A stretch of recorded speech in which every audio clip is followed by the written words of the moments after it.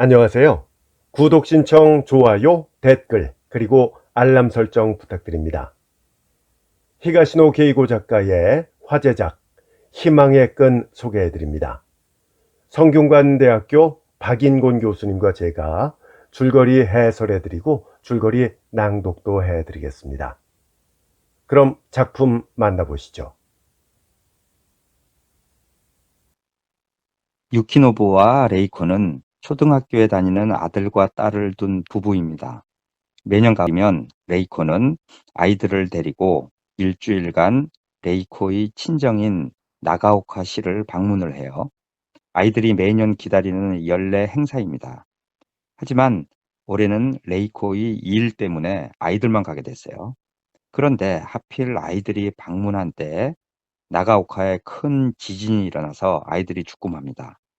아이들을 데리고 쇼핑센터에 간 외할머니는 무사한데 하필이면 게임센터에 있던 아이들만 빠져나오지 못하고 변을 당했어요. 외할머니는 내가 죽어야 하는데 라며 자책했지만 돌이킬 수는 없었습니다. 졸지에 사랑하는 두 아이를 잃은 유키노부와 레이코 부부는 살아갈 의미를 잃었어요. 레이코는 심지어 아이들을 따라 죽어버렸으면 좋겠다고 하기까지 했습니다. 그렇게 우울하게 지내던 어느 날 두 사람은 늦었지만 새로 아이를 갖기로 마음을 먹었어요. 하지만 아이가 쉽게 생기지 않았습니다. 결국 불임병원에 다니며 체외 수정을 시도하는데 쉽지가 않아요.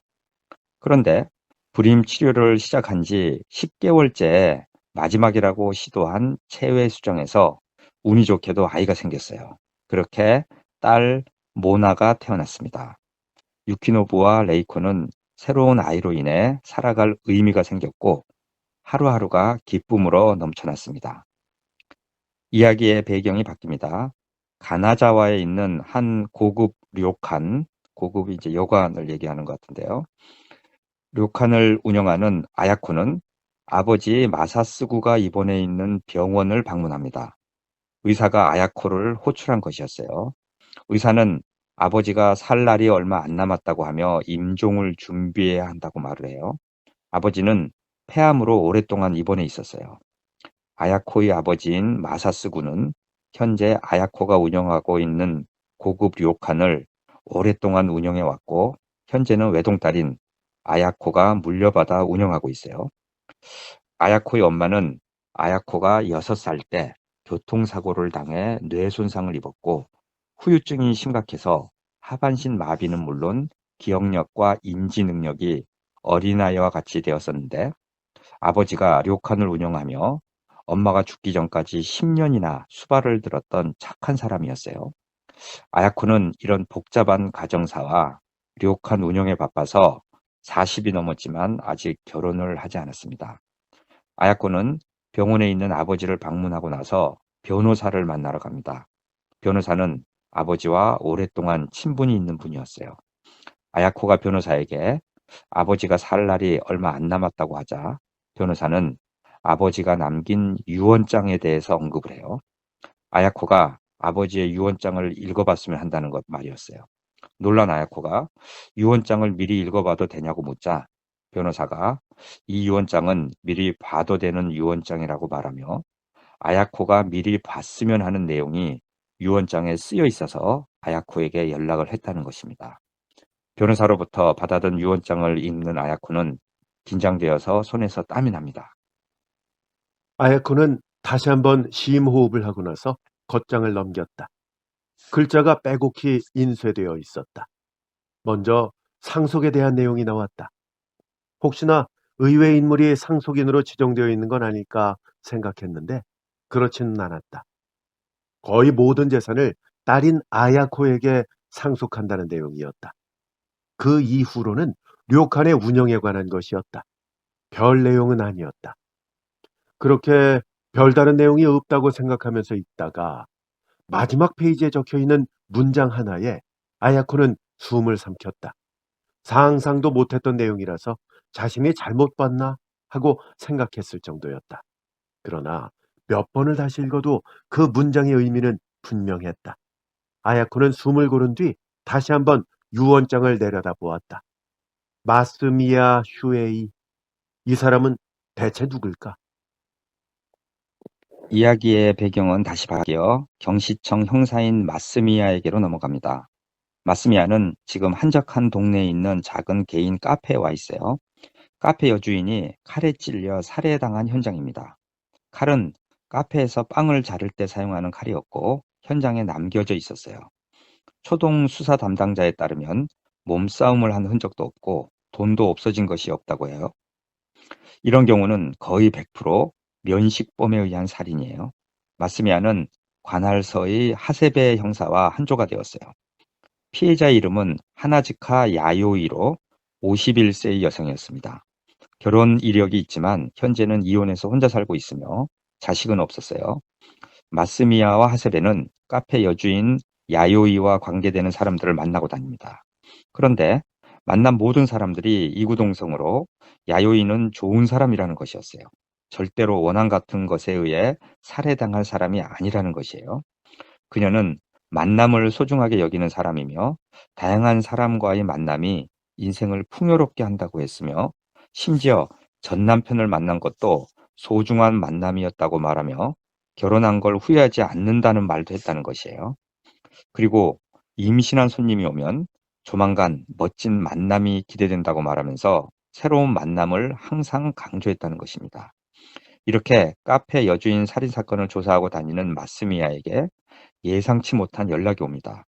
가나자와에서 료칸을 운영하는 아야코라는 여주인이 마스미야의 연락처를 알고 싶어 한다는 부동산 회사 직원으로부터 연락이었어요. 마스미야는 아야코라는 이름을 들었지만 모르는 사람이었어요. 부동산 회사 직원은 아야코의 휴대전화 번호를 마스미야에게 주면서 한번 연락해보라는 말을 해줘요. 마스미야는 속으로 도대체 이 여자가 누군데 나랑 연락을 하고 싶어 하나 하는 의문점을 가지고 수사본부로 들어와요. 수사본부에 들어오자 사촌형인 가가 형사가 있어요. 현재 카페 여주인 살해 사건의 주임 형사가 가가 형사예요. 가가 형사와 마스미야 형사가 이번 사건에 대해서 정보를 교환하는데 가가 형사가 마스미야에게 새로운 정보를 줍니다.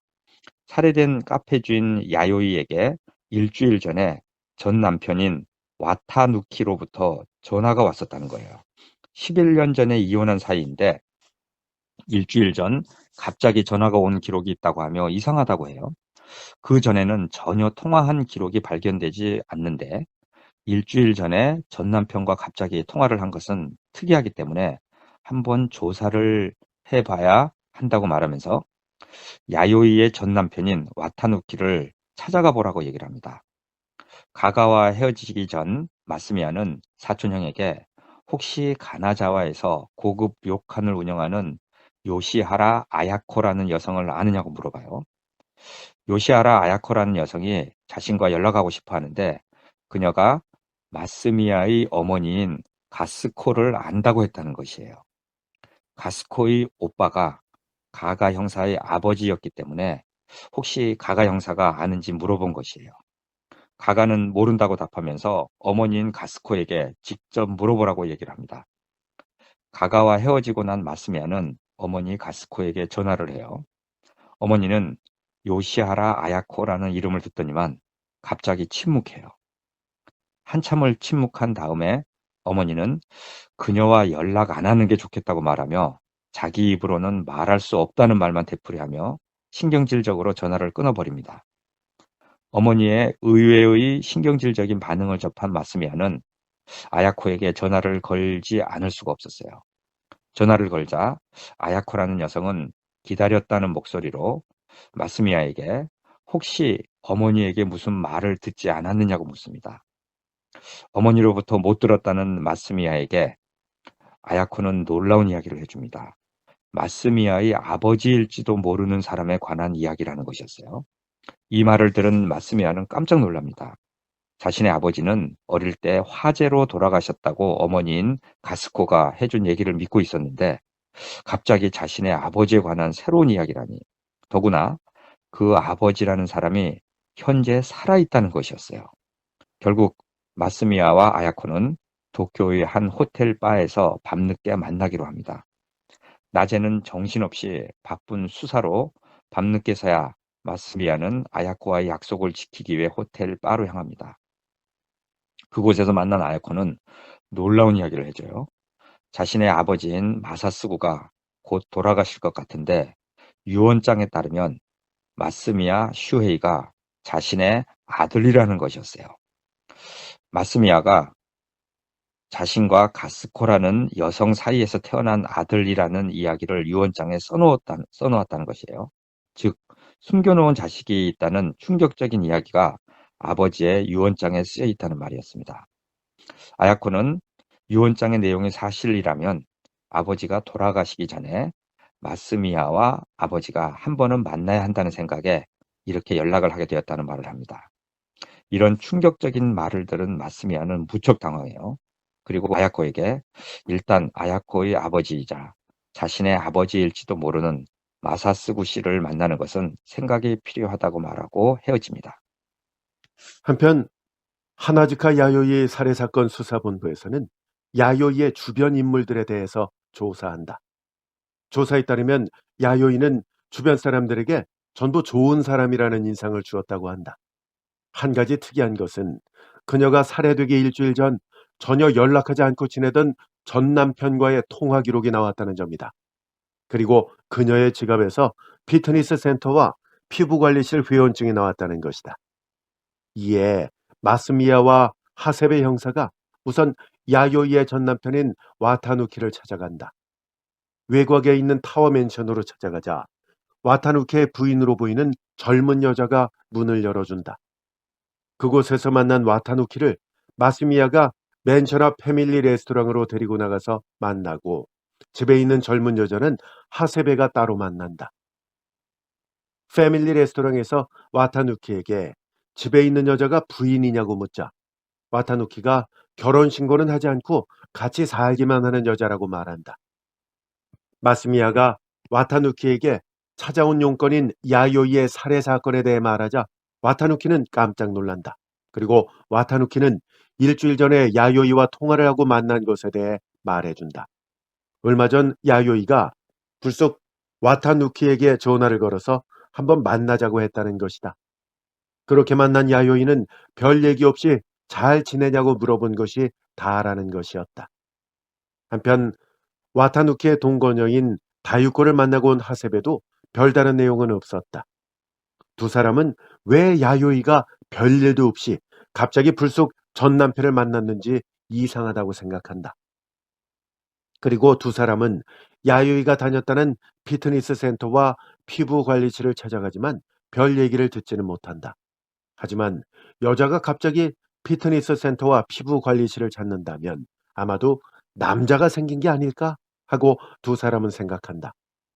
수사본부로 마스미야가 돌아오자 가가 형사가 아니나 다를까 야요이와 관련이 있음직한 한 남자의 이름을 말해준다. 그는 시오미 유키노부라는 남자였다. 이 남자가 최근에 야요이의 카페에 자주 드나들던 단골 손님이었다는 것이다. 그래서 마스미야가 유키노부를 찾아간다. 유키노부에게는 모나라는 이름의 14살 딸이 하나 있고 아내는 2년 전에 백혈병으로 죽었다고 한다. 그의 집에서 만나서 단도직입적으로 야요이의 살해 사건에 대해 얘기하자 유키노부는 뉴스를 봐서 안다고 말한다. 야요이의 죽음에 대해서 묻자 유키노부는 전혀 짐작이 가지 않는다고 말한다. 마스미야는 유키노부의 딸인 모나도 다른 방에서 취조를 하는데 아빠와는 사이가 좋지 않아 보였다. 그렇게 마스미야 형사가 이제 떠난 후에 유키노부는 지난 세월을 회상합니다. 두 아이가 지진으로 죽은 후에 하늘이 무너지는 듯 했는데 다행히 모나가 태어났어요. 유키노부 부부는 모나를 금이야 오기야 키웠다고 생각했습니다. 다른 어떤 아이들보다 조심해서 키웠어요. 앞서 보낸 두 아이의 경험이 있어서였습니다. 그리고 모나 덕분에 집안의 웃음을 되찾게 되었어요. 그런데 함정은 생각지도 못한 곳에 있었어요. 아내 레이코가 백혈병으로 쓰러진 것이에요. 결국 모나가 교복을 입고 중학교에 가는 것을 보는 것이 목표라던 아내 레이코는 모나가 중학교에 입학하기 전 숨을 거두었어요. 아내가 죽은 후 유키노부는 정성을 다해 모나를 돌봤습니다. 하지만 모나가 사춘기를 지나면서 아빠와의 관계에 금이 가기 시작했어요. 특히 모나는 아빠와 엄마가 항상 앞서 죽은 언니와 오빠를 대신해서 자신에게 큰 기대를 갖고 있었던 것에 대한 부담감 때문에 엄청난 스트레스에 시달리고 있었던 것입니다. 결국 엄마가 죽고 나자 아빠와의 대화에서 자신의 화가 터져버리고 말았어요. 그리고 아빠와 말도 안 하고 밥도 따로 먹는 사이가 되어버리고 말았습니다. 한편 마스미야와 가가는 한 식당에서 함께 밥을 먹으며 얼마 전 만난 료칸 주인인 아야코의 일에 대해서 이야기를 나눕니다. 아마도 아야코의 아버지인 마사스구가 유부남인 몸으로 마스미야의 엄마인 가스코와 사랑에 빠졌고 그때 태어난 인물이 마스미야일 것이라는 시나리오였어요. 그런데 마사스구는 본처에게로 그냥 돌아가 버렸고 가스코는 홀로 마스미야를 키웠을 것이라는 이야기였습니다. 그리고 다음으로 두 사람은 야요이 살해 사건으로 이야기가 흘러갑니다. 마스미야는 카페 단골이었던 유키노부를 만나고 온 이야기를 가가에게 해줍니다. 아무래도 뭔가 있는 것 같다는 것이에요. 그리고 유키노부에게 알리바이가 없다는 말도 해요. 마스미야 일행은 유키노부의 뒷조사를 하고 다니게 됩니다. 그런데 그 사실이 유키노부의 귀에 들어가게 돼요. 결국 유키노부가 마스미야에게 만나자고 연락을 해와요. 만나서 자신이 살해당한 야요이에게 호감을 품은 것은 사실이지만 야요이가 자신은 남자에게 관심이 없다고 해서 깨끗이 포기했다는 말을 하면서 자신은 야요이를 살해한 사람이 아니라고 강조해요. 며칠 후 마스미야는 유키노부의 딸 모나를 만나러 학교로 향합니다. 모나는 테니스 동아리 연습 중이었어요. 그곳에서 기다렸다 만난 모나에게 아빠와의 관계 등에 대해서 이런저런 것을 물어요. 그렇게 헤어지기 바로 전 마스미야가 모나에게 살해당한 야요이의 사진을 우연히 보여주었는데 여기서 놀라운 이야기를 듣습니다. 모나가 이 아줌마를 봤다는 것이에요. 그것도 바로 여기 테니스장 펜스 너머에서 테니스를 친 부원들의 모습을 사진 속의 아줌마가 자주 와서 봤고 그래서 그녀의 얼굴을 기억한다는 놀라운 이야기를 해줍니다. 한편 야요이의 전남편이었던 와타누키가 야요이가 죽은 뒤처리를 야요이의 부모님에게 해주겠다고 요청했다는 이야기를 들은 형사들은 이상하다고 느껴요. 왜 오랫동안 연락도 하지 않고 지낸 사이인데 갑자기 죽었다고 그런 힘든 일을 자청했는지 이상한 것이에요. 그리고 와타누키가 경찰에 뭐를 요청을 하는데 그게 뭐냐면은 야요이의 핸드폰에 남겨진 연락처 리스트를 얻을 수 있냐고 요청한 것도 아주 의심스러운 행동이었습니다. 이에 가가 형사가 직접 와타누키의 집으로 찾아갑니다. 와타누키는 집에 없었고 동거녀인 다유코를 만나서 와타누키의 근황에 대해서 여러 가지를 묻습니다. 그렇게 조사를 마치고 나오기 직전에 야요이가 살해당한 시간에 다유코의 알리바이에 대해서 가가 형사가 지나가듯이 물었는데 거기서 놀라운 일이 벌어져요. 다유코가 갑자기 자신이 카페 여주인인 야요이를 죽였다고 자백한 것이에요. 정말 놀라운데 결국 다유코는 경찰서에 연행되어 오는데 다유코가 밝힌 카페 여주인 야요이를 살해한 경위는 다음과 같습니다. 어느 날 동거남인 와타누키에게 전 아내였던 야요이로부터 연락이 왔고 와타누키가 그녀를 만나고 왔는데 아무래도 분위기가 심상치 않았다는 것이에요. 그래서 와타누키 몰래 휴대폰을 훔쳐봤는데 야요이에게 보내기 위해 쓰다만 문자 내용을 보고 다유코가 놀라게 됩니다. 문자 내용은 야요이에게 조금만 기다려달라 동거 중인 여자와도 의논할 시간이 필요하다는 문자 내용이었다는 것이에요. 다유코는 이 문자 내용을 보고 몹시 놀랐습니다. 아무래도 전 아내가 다시 합치자고 하는 것 같았어요. 불안한 나날을 보내던 다유코는 결국 야요이를 직접 만나러 카페에 찾아갑니다. 카페가 문을 닫는 시간에 찾아가서 야요이에게 단도직입적으로 남편과의 관계에 대해서 묻습니다. 그러자 야요이가 다유코에게 비록 헤어졌지만 부부였던 자신들에 관해 함부로 말하지 말라고 못을 받고 돌아가 달라고 다이코에게 돌아가 달라고 하는 말에 다이코가 이성을 잃고 카페에 있던 케이크 자르는 칼로 찔러 죽였다는 자백이었어요. 결국 다이코는 구속됩니다. 다음 날 다이코와 함께 살고 있는 와타누키가 경찰서로 불려와요. 와타누키는 도대체 뭐가 어떻게 된 일인지 어리둥절해요. 왜 다이코가 자신의 전 아내였던 야요이를 죽였다는 것인지 상상도 하지 못한 눈치예요. 경찰서에 온 와타누키는 전 아내였던 야요이와 자신이 재결합할지도 모른다고 다이코가 오해한 것 같다면서 전혀 그런 것이 아니라면서 야요이가 자신에게 연락을 해서 만난 이유는 카페를 하나 더 낼 건데 자신에게 해보지 않겠냐고 제안했다는 것이었어요. 그것을 다이코가 오해한 것 같다고 말합니다. 하지만 형사들은 그 말을 그대로 믿지 않습니다. 그리고 와타누키에게 왜 요즘 계속해서 이상한 곳을 방문하고 다니느냐고 물어요. 이런 갑작스런 질문을 받은 와타누키는 죽은 야요이의 사후 처리를 하고 다닌다고 말하며 더 이상은 프라이버시라 말할 수 없다고 힘없이 말하며 고개를 숙입니다. 어쨌든 야요이 살해 사건의 범인이 밝혀졌기 때문에 수사본부는 해체할 예정인데 가가와 마스미야는 아무래도 찜찜합니다. 이 사건 뒤에는 다른 이야기가 있을 것 같기 때문이에요. 와타누키가 야요이 사후 처리를 한다고 하며 찾아다니는 장소나 만나는 사람들도 미심쩍었어요. 분명 와타누키는 무언가를 숨기고 있는 것 같았어요. 그리고 미심쩍기는 카페 단골이었던 유키노부도 마찬가지예요. 이 사람도 뭔가 숨기고 있는 것 같았어요. 마스미야가 유키노부를 만나서 왜 야요이가 유키노부의 딸 모나가 테니스 치는 모습을 보러 갔는지 묻자 유키노부 자신이 야요이에게 딸에 대해서 이야기를 했는데 아마도 그 이야기를 듣고 야요이가 자신의 딸을 보러 간 것 같다고 말합니다. 이 말도 별로 믿음직스럽지 못했어요. 결국 마스미야는 죽은 야요이의 친정집을 방문해서 이런저런 것을 탐문해 봅니다.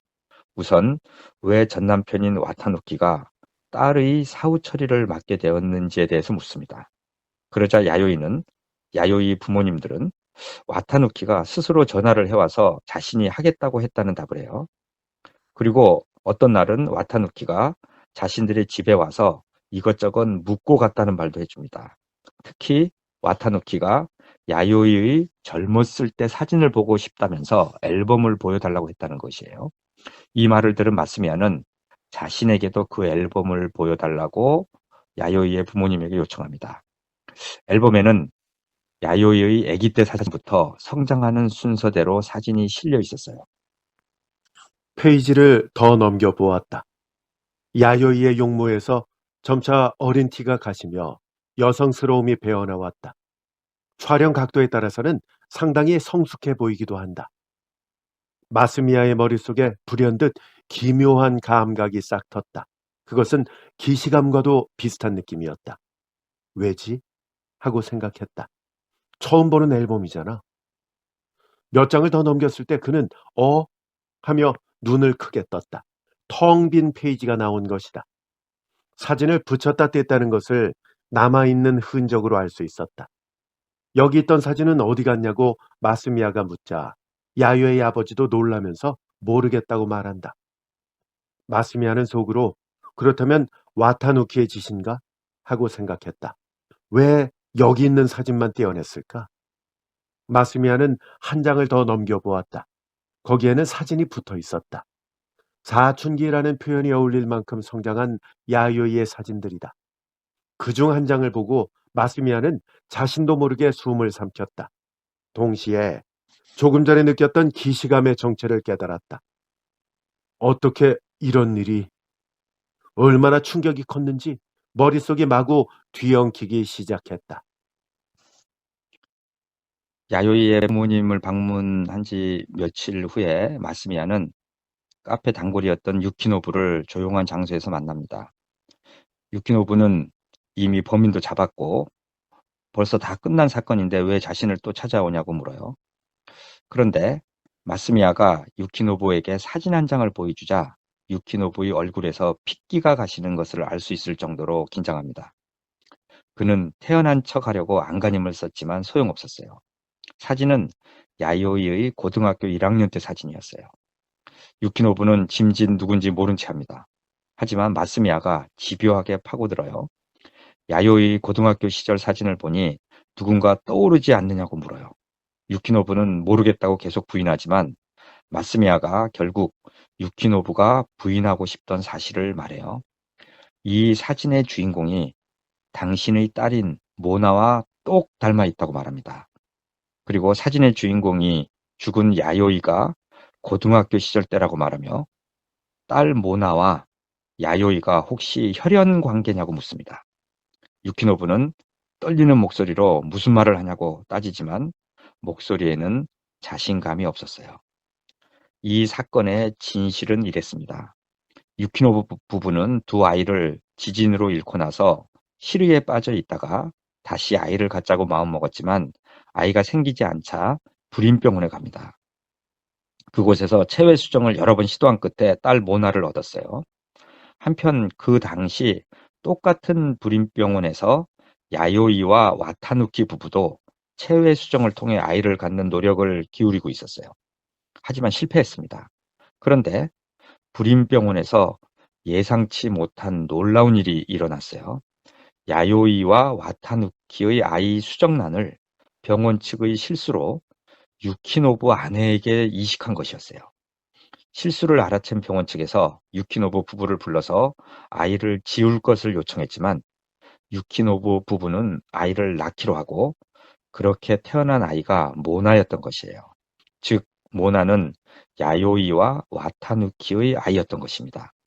이 사실은 병원 측과 유키노부 부부의 비밀로 지켜졌어요.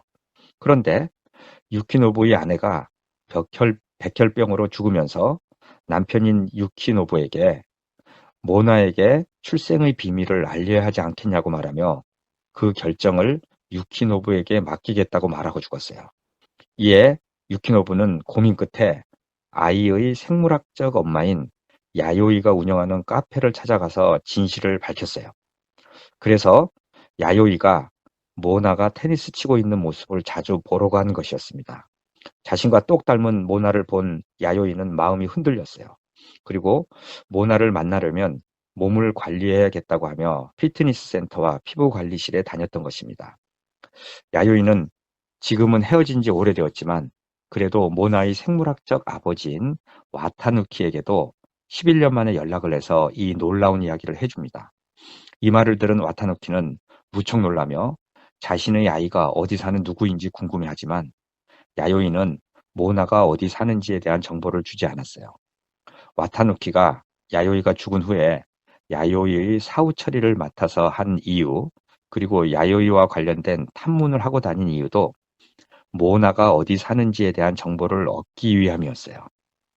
그런데 이런 사연을 모르는 동거녀인 다유코가 와타누키가 야요이와 재결합하려는 줄 착각하고 야요이를 찾아가서 그녀를 살해한 것이었습니다. 며칠 후 와타누키는 교도소에 있는 다유코에게 경찰의 특별 허가를 얻어서 편지를 씁니다. 그동안에 있었던 일들과 진짜로 다유코가 야요이를 죽인 이유가 자신과의 재결합에 대한 두려움 때문이었냐고 물어요. 그리고 편지에는 다유코를 진심으로 걱정하는 내용의 글들이 적혀 있었어요. 이 편지를 읽은 다유코는 눈물을 흘리면서 자신이 야요이를 죽인 진짜 이유를 털어놓습니다. 다유코는 찢어지게 가난한 집에서 고생하다가 일찍 사회생활을 경험을 했어요. 만난 남자마다 자신을 성욕 충족의 대상으로만 여겼어요. 그 결과로 아이를 여러 번 지웠습니다. 그러다가 좋은 남자인 와타누키를 만난 것이에요.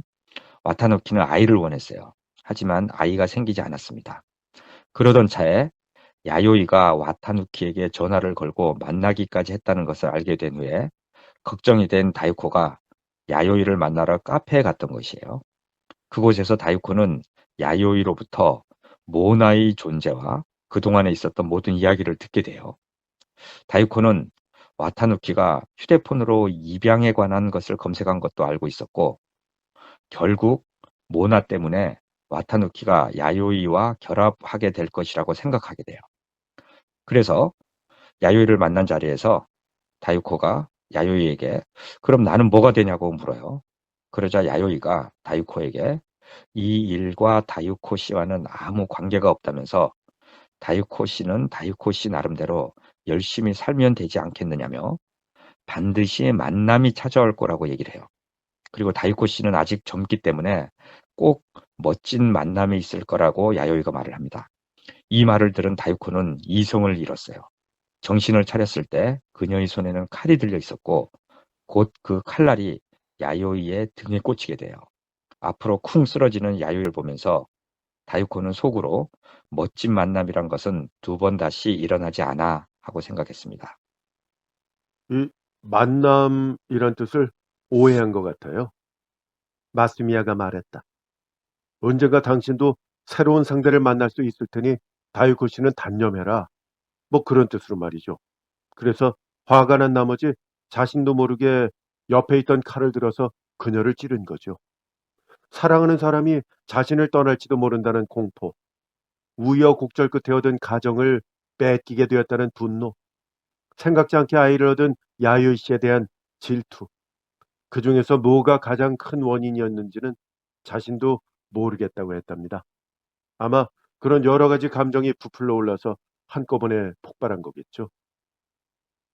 다유코는 가가와 얘기를 나누면서 자신의 착각을 깨달은 듯 했다. 야요이가 사람과의 만남을 소중히 여겼으며 아기에게 엄마와의 대면은 인생 최초의 만남이라고 했다는 말을 듣고 반드시 만남이 찾아올 것이라는 그녀의 말이 와타누키와 다유코 사이에 아이가 생길 거라는 의미였다는 그런 사실을 깨달은 것이다. 그래서 야요에 대한 미안함과 자신의 어리석음을 견딜 수 없어서 범행을 자백하기로 결심했다고 한다. 예, 일단 이렇게 사건이 일단락된 후 마스미야는 어머니인 가스코를 찾아갑니다. 그리고 자신의 출생과 관련된 이야기를 해달라고 진지하게 말해요. 어머니는 오래전 과거의 일을 회상합니다.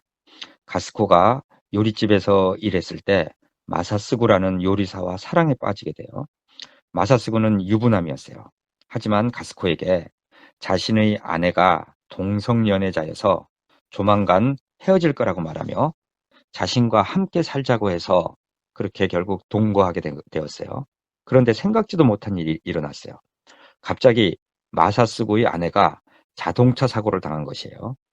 그 사고로 마사스구의 아내는 거동을 못하게 되었고 착한 마사스구가 그런 아내를 버려두고 가스코에게 올 수가 없게 된 것입니다. 결국 마사스구는 아내에게 돌아가서 병수발을 들면서 료칸을 운영하며 딸인 아야코를 키웠던 것이에요. 그런데 가스코는 마사스구와 헤어지고 난 후에 임신했다는 것을 알게 되었어요. 그 아이가 마스미야였던 것입니다. 이런 사연으로 마스미야는 아버지 없이 자라게 되었다는 것이에요. 그런데 마사스구가 죽기 전에 작성한 유언장에 마스미야가 자신의 아들이라고 언급한 것이었고 마스미야의 배다른 누이인 아야코가 그 유언장을 보고 마스미야에게 연락을 취한 것이었어요. 마스미야의 출생의 비밀에 관해서 가스코가 아들에게 이야기를 해주다가 마스미야가 중학생일 때 특별한 일이 한 번 있었다고 말해줍니다. 마스미야의 아버지인 마사스구가 마스미야가 중학교 다닐 때 한 번 찾아와서 함께 야구 캐치볼을 했다는 것이에요. 그게 처음이자 마지막으로 마사스구가 아들과 만난 것이었는데 헤어지면서 가스코에게 비록 만나지는 못할지라도 소중한 사람과 보이지 않는 희망의 끈으로 이어져 있다는 말을 남겼다는 것이에요. 이렇게 어머니로부터 자신의 출생의 비밀을 다 듣고 난 마스미야는 곧 죽음이 임박한 아버지를 만나러 병원으로 갑니다. 병실 안으로 발을 들여놓자 아야쿠가 마스미야를 맞이한다. 병실 한가운데 침대가 있고 그 위에 산소 마스크를 쓴 노인이 누워 있었다. 주름 투성이 있는 눈꺼풀이 감겨 있고 산소 마스크로 입도 가려져 있어서 용모를 제대로 알아볼 수 없었다. 마스미야의 생각을 눈치채기라도 한 듯이 아야쿠가 산소 마스크를 벗겼다. 어, 그래도 괜찮을까요? 잠깐은 괜찮아요. 이리 가까이 와서 보세요. 마스미야가 침대로 다가갔다. 마사스구는 잠이 든 채 미동도 하지 않는다. 찬찬히 얼굴을 들여다보았다. 자신과 닮았는지 어떤지 판단이 서지 않았다. 아야코가 마사스구의 귀에 대고 저 아버지 눈 좀 떠보세요. 마스미야 씨, 아니 슈에이가 왔어요, 아버지. 그러나 노인은 반응이 없었다. 아야코는 살래살래 고개를 저으며 산소 마스크를 도로 씌웠다. 일부러 여기까지 오셨는데. 아야코가 아쉽다는 듯이 중얼거렸다. 저 아니에요.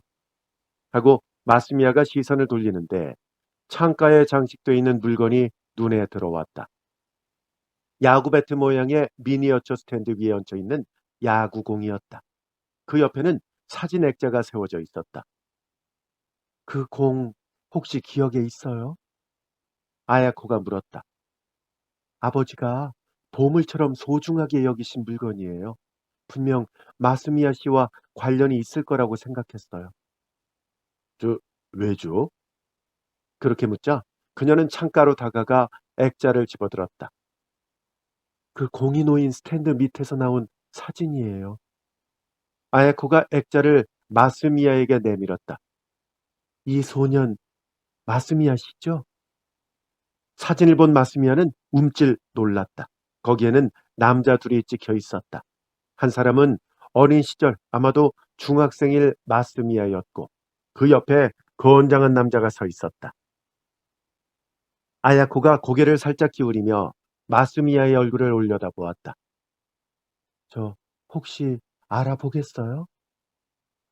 네, 하며 마스미야가 고개를 끄덕였다. 어머니에게 들었어요. 그럼 그 얘기도 나중에 한번 들어야 되겠네요. 네, 하고 마스미야는 대답했다. 오늘 밤은 이곳에서 묵기로 되어 있었다. 잠깐 실례할게요. 하고 아야코가 병실을 나갔다. 그녀가 갑자기 사라지자 마스미야는 어색해서 어쩔 줄 몰라 하다가 마지못한 듯이 침대를 바라보았다. 마사스구는 여전히 잠들어 있었다. 숨을 쉬는지조차 의심스러울 만큼 움직임이 없다. 침대 옆 모니터에 나타난 갖가지 수치가 그가 살아있음을 증명할 뿐이다. 문득 이불 옆으로 살짝 비어져 나온 마사스구의 손이 눈에 들어왔다. 뼈만 남은 앙상한 손이다. 마스미야는 추저하며 팔을 뻗어 그 손을 잡았다. 보기와 달리 부드럽고 따스하다. 어느새 그 손을 자신의 양손으로 감싸지고 있었다. 뭔가 전해지는 것이 있었다. 그것이 마스미야의 마음에 말을 거는 듯했다. 틀림없어 하고 확신했다. 이 사람은 내 아버지다. 새삼 얼굴을 들여다보았다. 그리고 화들짝 놀랐다. 마사스구가 눈을 가늘게 뜨고 있었기 때문이다. 저도 모르게 저 아버지 하고 불렀다. 미세하지만 얼굴에 변화가 일었다. 웃은 것은 아닐까? 그러나 다음 순간 눈꺼풀은 이미 감겨 있었다. 마스미야는 손을 놓고 이불을 살포시 올려 덮었다. 그러자 슬라이딩 도어가 열리고 아야코가 들어왔다.